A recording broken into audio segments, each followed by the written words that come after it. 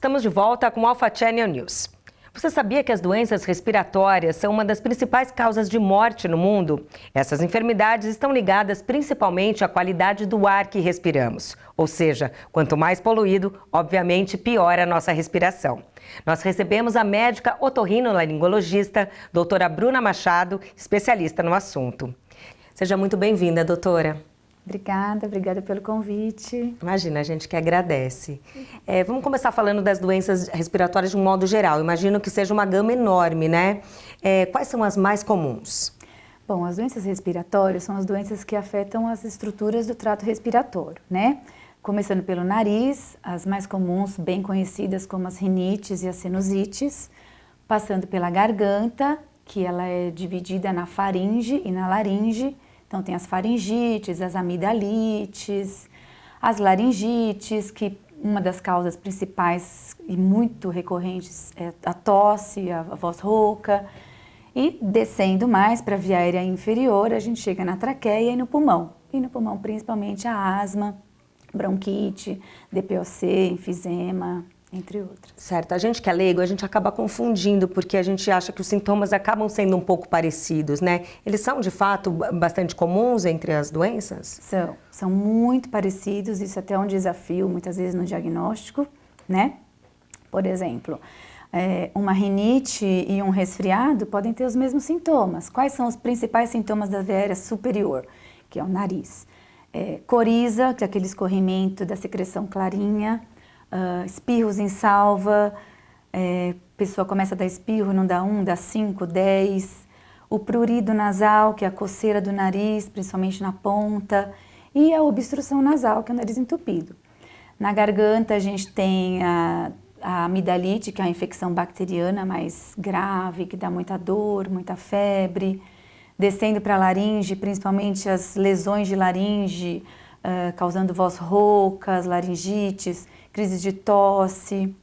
E descendo na via aérea inferior, como a gente falou, o pior, o principal é a falta de ar mesmo, né, pulmonar, crises de tosse, chiado no peito. Então, isso tudo causa um transtorno importante aí para a qualidade de vida para o paciente. Sem dúvida. E uma vez que eles são relativamente parecidos, que a gente confunde, como que o médico chega no diagnóstico preciso? Bom, o diagnóstico, geralmente, sempre começa pela história clínica, né? Então, tem que perguntar o início dos sintomas, a região mais incomoda, o grau de incômodo dos sintomas, o tempo, né, de duração, mas geralmente a história clínica. Existem os exames de imagem. Hoje em dia, existem os raios-x, as tomografias, mas existe também o exame de nasofibrolaringoscopia, que é um exame que não tem radiação, e a gente faz o diagnóstico da via aérea superior, né, da rinite, da sinusite, da adenoide da criança, que é a carne esponjosa. Então, partindo daí, faz o tratamento mais adequado. E de maneira geral, o que ocasiona essas doenças das vias respiratórias? Bom, as doenças do trato respiratório, elas podem ser causadas tanto por vírus, bactérias e fungos, né?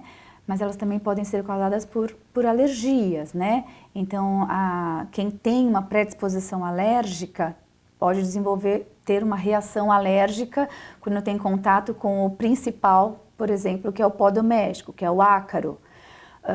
E os sintomas são muito parecidos, porque uma rinite viral de um resfriado é muito parecido com uma rinite alérgica de um pó, de um pelo de gato.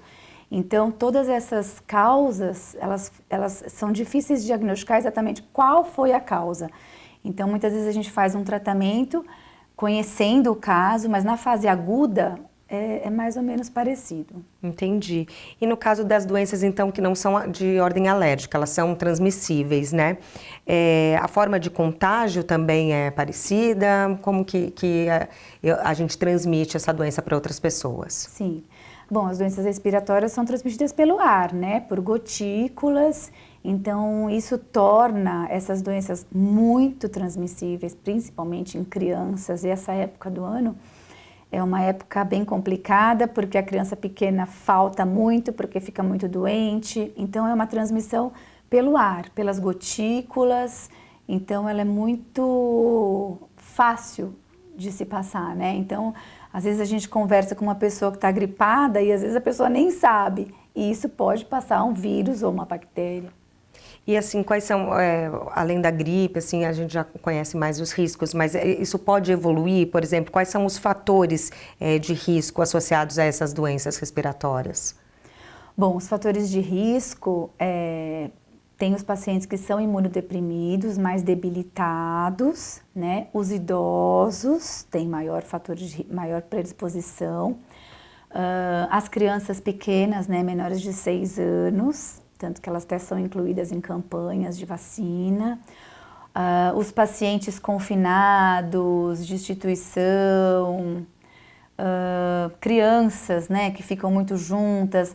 E no frio isso piora, porque fecha a janela, fica todo mundo mais junto, então a transmissão é maior. Entendo. E como se dá o tratamento da maioria delas? Assim, existe um tratamento específico para cada doença? Sim, existe. Para as infecções bacterianas, a gente tem o uso principalmente dos antibióticos, né, para sinusites, para as pneumonias bacterianas. Para as doenças virais, o tratamento é mais sintomático. Então, é uma medicação para febre, caso tenha uma febre, uma medicação para dor no corpo, um antialérgico para desobstruir a via aérea. Aliviar os sintomas, né? Aliviar os sintomas. Certo. Existe o tratamento que a gente faz em pacientes mais alérgicos, que tem a rinite, que tratamento de 2, 3 meses. E o principal é o tratamento nasal. Eu falo que para melhorar o nariz, temos que tratar o nariz, né? Fazer a lavagem nasal é super importante, usar um corticoide nasal quando adequado e indicado. Isso ajuda muito para evitar formas mais graves, porque a gente sabe que essas doenças virais vão acontecer. O que a gente tem que evitar como médico é a complicação. Tá.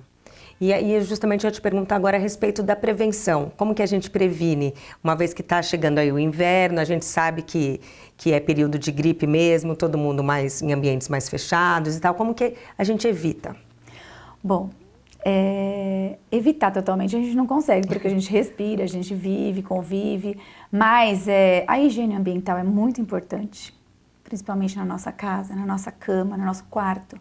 Nós passamos 8 horas, 1/3 do dia, no nosso quarto.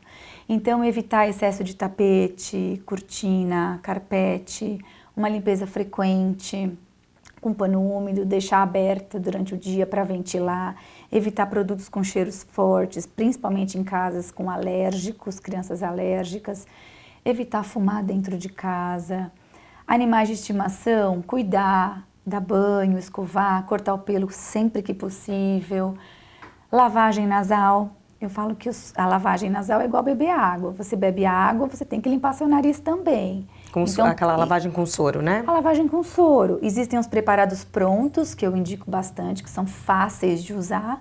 E existe o soro fisiológico comum. Aí dá uma aflição, eu sei que é importante, mas no começo é difícil, né? O costume, né? No começo pode arder um pouquinho, irritar um pouquinho, mas esses prontos, eles são perfeitos, eles têm a concentração adequada, o modo de aplicar, então assim, vale a pena. Facilita bastante. Facilita bastante. Ainda falando em prevenção, lá atrás você tinha comentado sobre as vacinas, né? É uma das formas mais eficazes de se evitar complicações? Sim, exatamente, complicações. Porque o resfriado, a vacina não evita o resfriado, né? A gente está na fase da campanha da vacina de gripe, as crianças de 6 meses a 5 anos, os idosos estão. Esse é o grupo prioritário, mas hoje a gente sabe que já estende para todos os adultos, todas as crianças, todas as pessoas, né? Por quê? Porque na vacina existe os componentes para evitar as formas graves. Um exemplo, H1N1, mas as formas mais corriqueiras, os vírus são muito mutáveis, então não existe vacina para todos os vírus. Então, deve-se fazer, com certeza. Existe também a vacina contra a pneumonia. Elas são 2. Elas são mais indicadas para o pessoal de mais idade, aí a partir de 60 anos. Mas, com certeza, eu acho que todas as doenças evitáveis a gente tem que partir para proteção, né? Agora uma curiosidade mesmo, assim, durante toda a sua fala, em vários momentos me remeteu à Covid, coisas que a gente aprendeu mesmo com a pandemia, né, de coronavírus.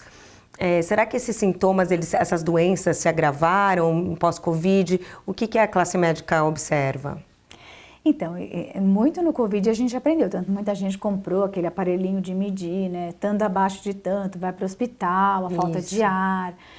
Mas o Covid, ele veio para ensinar muita coisa para a gente. E os sintomas, a primeira onda, né? Tinha aqueles sintomas da falta de olfato.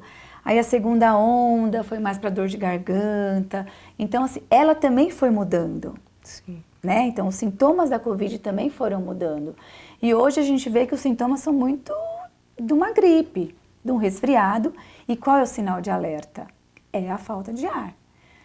Agora, atualmente, tá um pouco diferente, mas o que levava antigamente o paciente a internar e a intubar era totalmente a falta de ar. Então, ela veio para revolucionar a gente. Sim. A gente aprendeu muitas questões relacionadas à higiene, coisas que a gente não ligava antes. Eu acho que assim, claro que é lamentável, mas de alguma maneira foi importante para a gente criar alguma consciência, né? Muito importante, muito. E isso é uma coisa que vai ficar para sempre, né? O álcool gel, a higiene das mãos, né? O uso de máscara quando a pessoa está doente. Isso é bem importante. Tá certo, doutora. Muito obrigada pela sua presença aqui com a gente. Obrigada a você. Obrigada. Eu conversei com a médica otorrinolaringologista, a doutora Bruna Machado.